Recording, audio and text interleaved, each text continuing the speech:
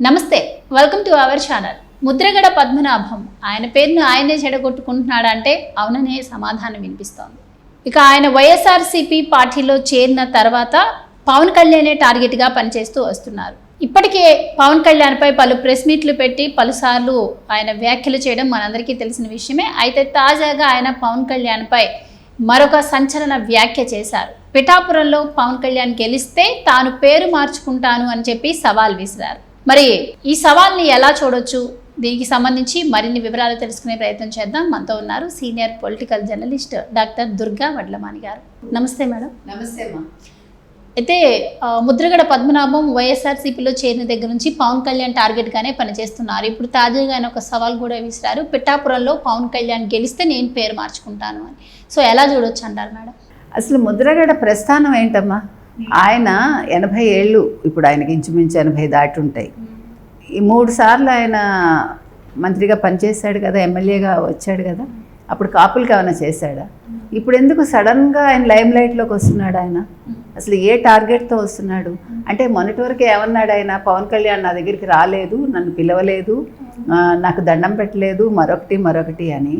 నీ అవసరాల కోసం ఈరోజు నువ్వు వైఎస్ఆర్సీపీలో జాయిన్ అయ్యి ఒక 80 ఏళ్ల వ్యక్తి అసలు కాపు ఉద్యమం అంటూ మొదలుపెట్టి 2016లో రైలు తగలబెట్టించి ఆ కేసులు ఇంకా అలాగే ఉన్నాయో, మరి వైసీపీ వచ్చాక పోయాయో మనకు తెలియదు. సో కాపులకి అంటూ ఏమీ చేయకుండా ఆయన ఎదుగుదలకి ఆయన ఉపయోగించుకున్నాడు అంతే. ఈ కాపు అనే పదాన్ని ఆయన ఎదుగుదలకు ఉపయోగించుకున్న పెద్ద మనిషి ఈరోజు పవన్ కళ్యాణ్ గురించి వ్యాఖ్యలు చేస్తాడు. ఆయన అంటాడు, రోజు చంద్రబాబు నాయుడు గారు ప్రెస్ మీట్లలో జగన్మోహన్ రెడ్డిని తిడుతున్నట్ట. అది ఆయన తట్టుకోలేకపోతున్నట్ట, ఆయన అలా నిందిస్తూ ఉంటే. మరి ఎందుకు తట్టుకోలేకపోతున్నాడు? బూతులు మాట్లాడుతున్నట్ట వీళ్ళు. అసలు బూతులు మాట్లాడే పార్టీలోకి వెళ్ళిన పెద్ద మనిషి ఈయన. బూతుల మీద రీసెర్చ్ చేసిన పార్టీ వైఎస్ఆర్సీపీ పార్టీ మంత్రులు. అలాంటి వాళ్ళ దగ్గరికి వెళ్ళి ఆయన తెలుగుదేశం పార్టీలో మనుషులు బూతులు మాట్లాడుతున్నారు అంటాడు. ఈరోజు కాదు, ముందు నుంచి ఆయన అక్కడ చేరిన దగ్గర నుంచి కూడా. అంటే జగన్మోహన్ రెడ్డి ఆలోచన ఏంటంటే, ఇంతమంది సలహాదారులు ఉండగా మళ్ళీ ఈయన ఎందుకు కొత్తగా ఈయన తీసుకున్నారు, ఈయన ఎందుకు ప్రెస్ మీట్లు పెడుతున్నారు అని మీరు అడగచ్చు.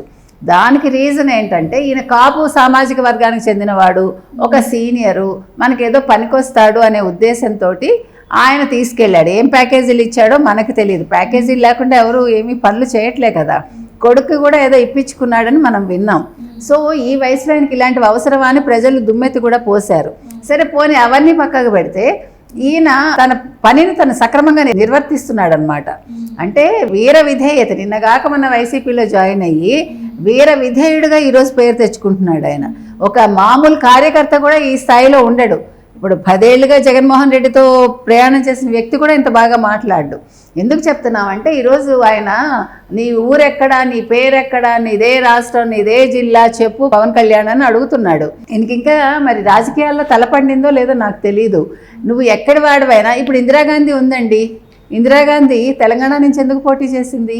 ఈరోజు ప్రియాంకని ఇక్కడి నుంచి ఖమ్మం నుంచి పోటీ చేయించాలని ఎందుకు చూశారు? ఇక్కడ ప్రాంతాలు కాదు, పార్టీ అన్నప్పుడు ఏ ప్రాంతం నుంచైనా పోటీ చేయొచ్చు.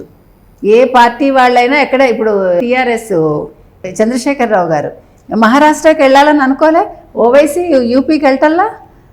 ఎవరైనా ఎక్కడైనా పోటీ చేయొచ్చు. మనం భారతదేశంలో ఉన్నాం, ఫస్ట్ అది గుర్తుపెట్టుకోవాలి. ఈ ప్రశ్నలు వస్తాయని ఆయన పిఠాపురంలో ఇల్లు తీసుకుని ఉన్నాడు. ఆయన ఏ ఒక్క నాయకుడైనా ఉన్నాడా పిఠాపురంలో ఇల్లు తీసుకుని? చుట్టుపక్కల నుంచి వస్తారు. ఈయన ప్రత్యేకంగా ఇల్లు తీసుకున్నాడు. ఇప్పుడు చంద్రబాబు నాయుడిని అడుగుతాడు జగన్మోహన్ రెడ్డి, నీకు ఇల్లు ఉందా అని.